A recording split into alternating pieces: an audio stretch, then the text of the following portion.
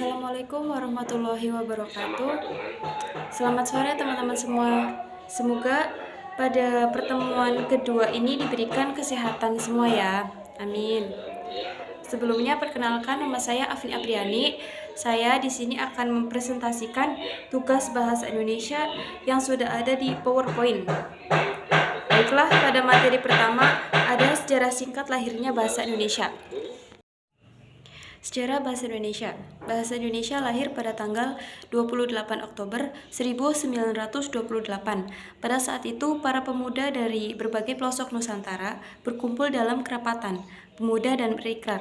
Yang pertama, bertumpah darah yang satu, tanah Indonesia. Yang kedua, berbangsa yang satu, bangsa Indonesia. Dan tiga, menjunjung bahasa persatuan, bahasa Indonesia. Ikrar para pemuda ini dikenal dengan nama Sumpah Pemuda. Unsur yang ketiga dari Sumpah Pemuda merupakan pernyataan tekad bahwa bahasa Indonesia merupakan bahasa persatuan bangsa Indonesia. Pada tahun 1928 itulah bahasa Indonesia dikukuhkan kedudukannya sebagai bahasa nasional. Bahasa Indonesia dinyatakan kedudukannya sebagai bahasa negara pada tanggal 18 Agustus 1945. Karena pada saat itu Undang-Undang Dasar 1945 disahkan sebagai Undang-Undang Dasar Negara Republik Indonesia. Dalam Undang-Undang Dasar 1945 disebutkan bahwa bahasa negara ialah bahasa Indonesia. Dan adapun kedudukan bahasa Indonesia yang dijelaskan berkedudukan sebagai bahasa nasional dan bahasa resmi negara.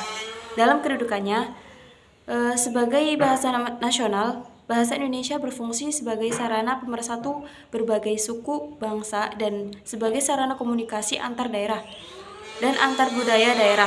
Sementara itu, dalam kedudukannya sebagai bahasa resmi negara, bahasa Indonesia berfungsi sebagai bahasa resmi kenegaraan, bahasa pengantar pendidikan, bahasa komunikasi tingkat nasional, bahasa media massa, serta bahasa pengembangan dan pemanfaatan ilmu pengetahuan dan teknologi. Dengan kedudukan seperti itu, bahasa Indonesia memiliki peran yang sangat penting dan strategis dalam memfasilitasi proses kemajuan bangsa Indonesia. Adapun kedudukan bahasa Indonesia dari segi bahasa nasional. Yang pertama, bahasa Indonesia sebagai lambang kebanggaan nasional. Yang kedua, bahasa Indonesia sebagai lambang identitas nasional. Yang ketiga, bahasa Indonesia sebagai bahasa persatuan. Dan adapun kedudukan bahasa Indonesia dari segi bahasa negaraan. Yang pertama, sebagai bahasa resmi kenegaraan. Yang kedua, sebagai alat pengantar di dunia pendidikan. Dan yang ketiga, sebagai alat penghubung di tingkat nasional. Adapun fungsi bahasa Indonesia dari segi ekspresi. Yang pertama, menarik perhatian orang lain atau persuasif dan provokatif. Yang kedua, membebaskan diri dari semua tekanan dalam diri sendiri seperti emosi. Yang ketiga, melatih diri untuk menyampaikan suatu ide dengan baik. Yang keempat, menunjukkan keberanian atau confidence penyampaian ide. Fungsi ekspresi diri itu saling terkait dalam aktivitas dan interaktif keseharian individu. Prosesnya berkembang dari masa anak-anak, remaja, mahasiswa, dan dewasa.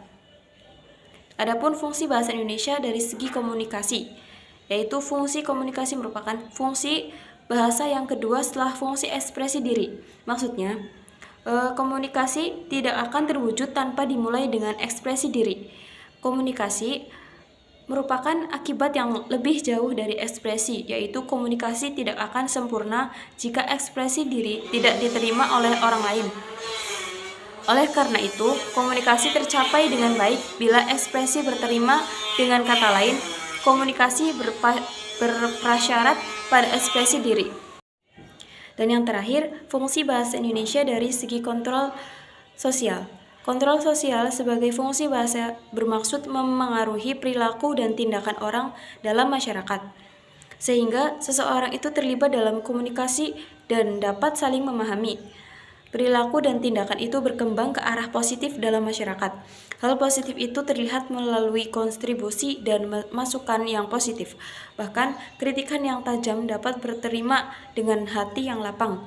Jika kata-kata dan sikap baik memberikan kesan yang tulus tanpa prasangka.